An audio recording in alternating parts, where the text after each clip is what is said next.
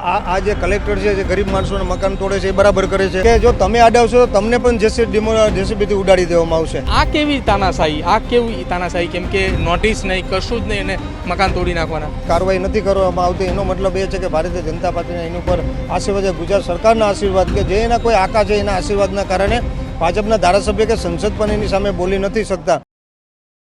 ગુજરાતમાં કોંગ્રેસનું રાષ્ટ્રીય અધિવેશન છે અને આ 2 દિવસીય અધિવેશનની અંદર કોંગ્રેસે 2027ની રણનીતિ નક્કી કરવાનું છે. મારી સાથે ગીર સોમનાથના ધારાસભ્ય વિમલ ચુડાસમા છે, તેમની સાથે વાત કરવી છે. અધિવેશનને લઈને પણ ચર્ચા કરવી છે ને ગીર સોમનાથની અંદર અત્યારે ચર્ચાયેલા મુદ્દાઓની પણ ચર્ચા કરવી છે. વિમલભાઈ, સૌથી પહેલાં અધિવેશનની ચર્ચા કરવી છે. 2027ની અંદર કેવો સંઘર્ષ હવે આ અધિવેશન પછી કોંગ્રેસનો રહેવાનો છે? આ જે અધિવેશન ચાલી રહ્યું છે એમાં જે CWCની મિટિંગ હતી એમાં પણ નક્કી થયેલું છે અને CWCની મિટિંગમાં જે લોકો કામ કરતા હોય એવા લોકોને જ મૂકવામાં આવશે. અને સંઘર્ષ હવે લોકોને CWCની મિટિંગમાં એ પણ વાત થઈ છે કે તમારે જનરલી હવે લોકોની વચારે જેમ જાતા એનાથી પણ વધારે લોકોની વચારે જવું પડશે અને એક પછી એક કાર્યક્રમો દેવા પડશે. જ્યારે અત્યારે પણ જે આજે 9મી તારીખ છે આ AICCની અત્યારે મિટિંગ ચાલી રહી છે.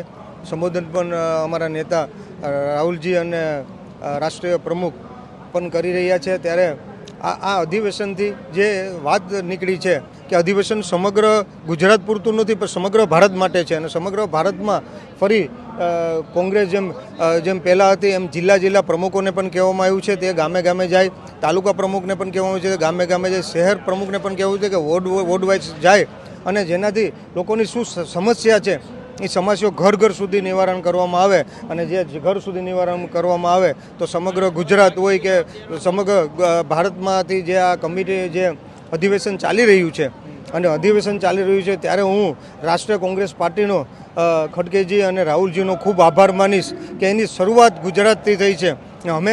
ગુજરાતથી શરૂઆત થઈ છે અને આ ભારતીય જનતા પાર્ટીએ ગુજરાતથી શરૂઆત કરીને દિલ્હીમાં સરકાર બનાવી છે. આજે જે ગુજરાતથી શરૂઆત થઈ છે એટલે ગુજરાતથી શરૂઆત થશે ને ગુજરાતમાં પહેલાં કોંગ્રેસ પાર્ટીની સરકાર બનશે અને કોંગ્રેસ પાર્ટીની 2027માં સરકાર બનશે અને 2029માં કેન્દ્રમાં કોંગ્રેસની સરકાર બનશે. એટલે આજેથી આ શરૂઆત છે કારણ કે આ માતાજી અને સોમનાથ દાદાની ભૂમિ છે અને અહીંયા જે ગુજરાતમાં જ્યાંથી આશીર્વાદ મળતા હોય આજે ગુજરાતની પ્રજા જે પ્રમાણે પબ્લિક જોઈ રહી રહ્યો છે અને જે પ્રમાણે લોકો મોટી સંખ્યામાં ઉમટી રહ્યા છે એટલે 100% આજે ગુજરાતની પબ્લિકે આશીર્વાદ આપી દીધા છે અને 2027માં જે ગુજરાતમાં સરકાર બનવાની 2029માં કેન્દ્રમાં સરકાર બનવાની છે. કારણ કે હવે જે મુદ્દાઓ છે એ મેઇન મુદ્દાઓ ઉપર અમારે ચર્ચા થઈ છે. એ મુદ્દા એ છે કે લોકોને અત્યારે ડેમોલેશન નામ ઉપર હેરાન કરી રહ્યા છે. સમગ્ર ગુજરાતમાં જ્યાં ગરીબ લોકોના ઘર જે કોઈ 30 વર્ષથી રહેતું હોય, 40 વર્ષથી રહેતું હોય, 50 વર્ષથી રહેતું હોય કે 60 વર્ષથી રહેતું હોય આવા લોકોના ઘરે ડેમોલેશન કરી રહ્યા છે. ત્યારે કોંગ્રેસ પાર્ટી એમની સાથે ઊભી રહેશે. જરૂર પડે તો એના માટે આંદોલન કરશે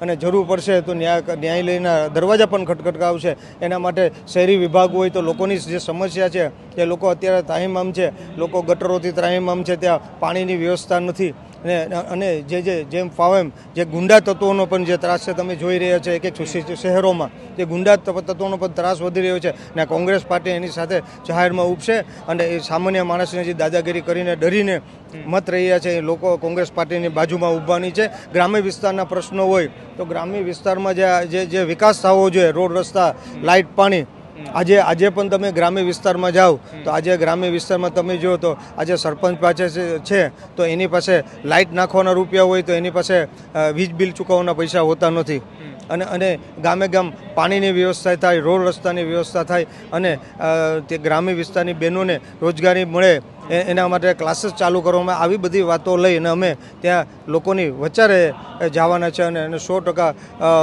ગુજરાતમાંથી આજે એક શરૂઆત થઈ છે. સમગ્ર દેશમાં શરૂઆત થશે અને જે જગ્યા પસંદ કરી છે આજે ગુજરાતના લોકોએ આશીર્વાદ આપી દીધા છે અને સમગ્ર દેશમાં આશીર્વાદ મળશે.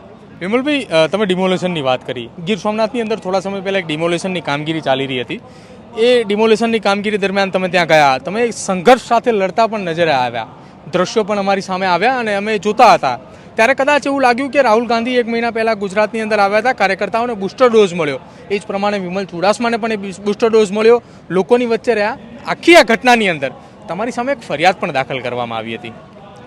હું જ્યારથી મારી 22 વર્ષની ઉંમરથી કોંગ્રેસ પાર્ટીએ મને મારી પર વિશ્વાસ મૂકી અને નગરપાલિકાની ટિકિટ આપેલી હતી અને ગુજરાતનો યંગેસ્ટ ચેરમેન તરીકે બન્યો અને એ સફર દરમિયાન આજે બીજી વાર ધારાસભ્ય બન્યો ત્યાંથી કોંગ્રેસ પાર્ટીએ જ્યાંથી મને સિમ્બોલ આપ્યું છે તે દિવસથી મને બૂસ્ટર ડોઝ રાહુલજીના આશીર્વાદથી મળેલો છે.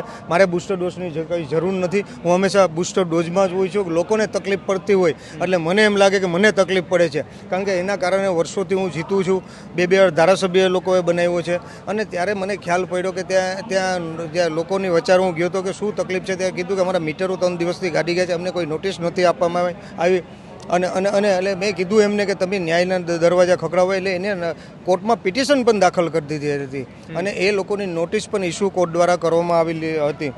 પણ છતાં પણ જેનું તંત્ર છે, જેના કલેક્ટર દિગ્વિજય જાડેજા છે, જે જ્યારથી આવ્યા છે ત્યાંથી એમને એક હિટલરશાહી ચાલી છે કારણ કે એને ભારતીય જનતા પાર્ટીના જે એના કોઈ આકા છે એમના આશીર્વાદથી એ કરી રહ્યા છે. એમની સામે કોઈ બોલે, ભારતીય જનતા પાર્ટીના પણ બોલે તો એમને પણ નુકસાન કરે છે અને તમે એટલા સમયથી લોકોને નુકસાન કરી રહ્યું છે તો ભારતીય જનતા પાર્ટીનો એક પણ ધારાસભ્ય બોલ્યો નથી, સંસદ પણ બોલ્યા નથી. શું કામે નથી બોલ્યા કે કારણ કે એ જે ભારતીય જનતા પાર્ટીના જે એમના આકાના ઇશારે જે કરી રહ્યા છે આ લોકો, તો એનો મતલબ એવો થાય કે ભારતીય જનતા પાર્ટીના ધારાસભ્ય કે સંસદ કોઈ બોલ્યું નથી તો આ જે કલેક્ટર છે જે ગરીબ માણસોના મકાન તોડે છે એ બરાબર કરે છે, કોઈ લોકોને નુકસાન કરે છે એ બરાબર કરે છે, કોઈના ખોટો એવો તેલ કાનમાં હોય તો ત્યાં વાતો લોકો દ્વારા કરવામાં કે એની સામે આક્ષેપો પણ કરવામાં આવ્યા છે કે ત્યાં એમની પાસે હપ્તા લે છે તો એ બરાબર કરે છે. એનો મતલબ કે આ લોકો સમજ છે ખોટું કરે છે, હપ્તા લે છે અથવા કે જે ડેમોલેશન ગરીબ માણસોના કરે છે અને જ્યાં કોઈનું નુકસાન થાય છે. એ સિવાય ખાસ કરીને એ પણ કહું છું કે એ ત્યાં થતું હોય છે. તમે જોજો ગરીબ માણસોના મકાનો જે 60-70 વર્ષથી રહેતા હતા ત્યાં મને સવારે ફોન આવ્યો કે આ લોકો ડેમોલેશન કરવા માટે આવ્યા. હું ત્યાં પહોંચી ગયો અને મેં તંત્ર હતું તો પોલીસ તંત્ર હતું, મેં એમને એ જ કીધું કે ભાઈ તમે જે અહીંયા આવ્યા છો તો તમે શું કારણ તમે ડેમોલેશનમાં આવ્યા તો તમારી પાસે બંદોબસ્તનો ઓર્ડર હોવો જોઈએ. તો કે અમને ઓર્ડર અમારી પાસે છે નહીં બંદોબસ્તનો. તો શું કરો તો કે કાયદોની વ્યવસ્થા જાળવો. મેં કાયદોની વ્યવસ્થા તો જળવી છે, લોકો છે પોતાના ઘરે બેઠા છે, રસ્તાઓ ખુલ્લા છે તો તમે શું કરવા માટે આવ્યો તો કે નહીં અમે તો ખાલી કાયદોની વ્યવસ્થા જાળવવા માટે. એના પછી પ્રાંત અધિકારી આવ્યા, મેં એને પૂછેલું કે ભાઈ તમે શું કરવા માટે આવ્યા છે તો કે અમે ડેમોલેશન. તમારી પાસે ડેમોલેશનની તમે નોટિસ નહોતી આપી અને તમારી પાસે કોઈ ઓર્ડર હોય તો કયો તો કે અમારી પાસે કોઈ ઓર્ડર નથી, અમને તો અમારા કલેક્ટરે કીધું છે ને અમારે પાડી જ નાખવું છે. મેં કીધું આ કોર્ટ મેટર થયેલી છે, નોટિસ કાલે. વિમલભાઈ, વગર ઓર્ડરે મકાન તોડવા માટે આવ્યા હતા, કોર્ટની અંદર કાર્યવાહી ચાલતી હતી, ડિમોલેશન ના થવું જોઈએ, 3 દિવસથી મીટર કાઢી ગયા હતા, 70 જેટલા મકાન 60-70 વર્ષથી ત્યાં રહેતા હતા. પરિવાર અત્યારે નોંધાર થઈ ચૂક્યો છે. એ દ્રશ્યો પણ અમે જોયા કે એ ગીર સોમનાથની અંદર એવી જગ્યાએ ઝૂંપડપટ્ટી બાંધીને રહે છે કે જ્યાં એમને 2 ટાઈમનું ખાવાનું પણ નથી મળી રહ્યું કેમ કે એમનું જે કંઈ પણ હતું એ બધું તૂટીને જતું રહ્યું છે. તો આ કેવી તાનાશાહી કેમ કે નોટિસ નહીં, કશું જ નહીં અને મકાન તોડી નાખવાના.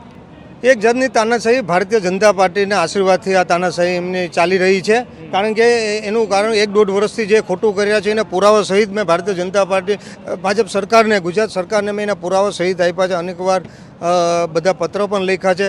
પત્ર લખ્યા પછી પણ મેં બધી પુરાવા પણ આપ્યા છે, છતાં પણ એની ઉપર કોઈ કાર્યવાહી નથી કરવામાં આવતી. એનો મતલબ એ છે કે ભારતીય જનતા પાર્ટીના એની ઉપર આશીર્વાદ છે, ગુજરાત સરકારના આશીર્વાદ કે જે એના કોઈ આકા છે એના આશીર્વાદના કારણે ભાજપના ધારાસભ્ય કે સંસદ પણ એની સામે બોલી નથી શકતા. અને જ્યારે પણ હું ત્યાં હોઈ છું અને ત્યારે એક પ્રજાના પ્રત્યે એક ધારાસભ્ય તરીકે એને પૂછું તો એ મને એમ કહે છે કે મારી પાસે ઓર્ડર નથી, પ્રાંત અધિકારી એમ કહે છે, પોલીસ તંત્ર એમ કહે છે અને છતાં પણ હિટલરશાહીના કે અમારા કલેક્ટરે કીધું છે એ પાડી નાખવાનું. અને એવો શબ્દ બોલ્યો મને તો કે જો તમે અડાવશો તો તમને પણ જેસીબીથી ઉડાડી દેવામાં આવશે. અને એક ધારાસભ્ય તરીકે કે મને પ્રાંત અધિકારી એવું કીધું તમને જેસીબીથી પણ ઉડાડી દેવામાં આવશે.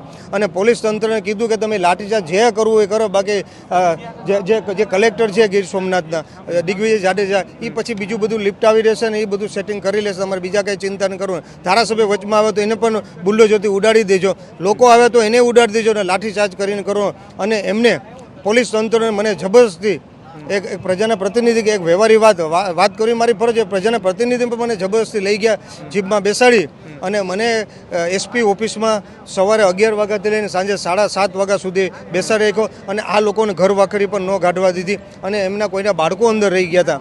તો બાળકો પણ લેવા ગયા તો એને બાળકો બચાવવા માટે પણ લાઠીચાર્જનો માર ખાય અને એના બાળકોને બૈરાઓ માર ખાધેલા છે અને અને અને અને એમની હાલત એવી છે કે એની ઘર વખરી સહિત તોડી નાખ્યું છે. આજે એ તમે જોવા જાવ તો હું તમને એડ્રેસ આપું છું. હિરન નદીના કાંઠે હનુમાનજીનું મંદિર છે ને આ બિચારા જાહેર આવા તડકામાં રહી છે. આજે એની પાસે જમવાની પણ વ્યવસ્થા નથી.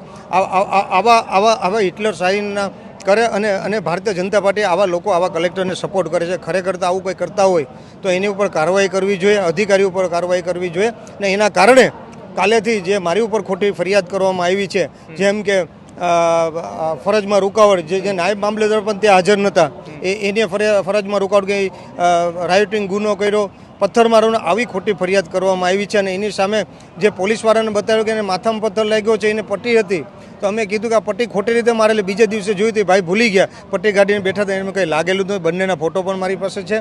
અને એ સિવાય પણ આ બધું જે ચાલી રહ્યું છે એ ત્યારે લોકોને ખબર પડી. એટલે કાલે કોળી સમાજ, ગીર સોમનાથના કોળી સમાજે આવેદનપત્ર આપ્યું છે, સુરતમાં કોળી સમાજે આવેદનપત્ર આપ્યું છે, જસદણ, વિછિયા, બોટાદના કોળી સમાજે આવેદનપત્ર આપ્યું છે. અને કોળી સમાજ, મારો સમાજના તમામ સમાજના લોકોને, કોંગ્રેસ પાર્ટીના લોકો પણ આવેદનપત્ર આપી રહ્યા છે કે આ ફરિયાદ ખોટી રીતે ખેંચવામાં આવે અને જે પણ અધિકારી હોય જબરદસ્તી જે એની પાસે ઓર્ડર ન હોય, જે પોલીસ તંત્ર હોય જેને મેં ધરપકડ કરવાનું કર્યું છે એની ઉપર કાર્યવાહી કરવાનું, એફઆઈઆર કરવામાં આવે. અને જેને જબરદસ્તી બુલડોઝર ચલાવ્યું છે એની ઉપર જે પ્રાંત અધિકારી એની ઉપર કાર્યવાહી કરવામાં આવે. ને જે નાયબ મામલતદારે ખોટી ફરિયાદ કરી છે એની ઉપર પણ કાર્યવાહી કરવામાં આવે. જો નહીં કરવામાં આવે તો આજે પબ્લિક રોડ ઉપર નીકળી ગઈ છે. એમને કીધું જે પ્રમાણે આંદોલન કરવું હોય તો કરવું પડે, સભા બોલાવી તો સભા બોલાવવી પડે, અને રસ્તા ઉપર નીકળવું હોય તો રસ્તા પર નીકળી જઈએ. એવી પબ્લિકે નીકળી અને મને પણ ખાતરી એવી છે અમે તમારી સાથે છે.